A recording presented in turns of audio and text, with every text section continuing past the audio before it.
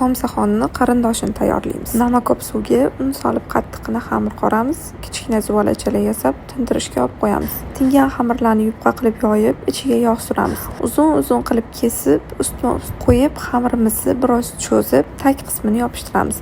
Ichiga qiyma solib, ustini ham yopishtirib, ozgina yupqaroq qilib yoyib olamiz.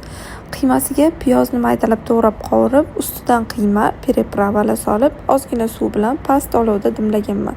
To'kib olgan xamirlarimiz ustiga tuxum sarig'i surib, kunjut sepib, duxovkada baland gradusda pishirib olamiz. Xamirlari qisir-qisir, juda ham mazali qatlamaga o'xshagan narsa bo'lar ekan. Video yoqqan bo'lsa, pastdagi yurakchani bosib, retseptni saqlab qo'yish esingizdan chiqmasin.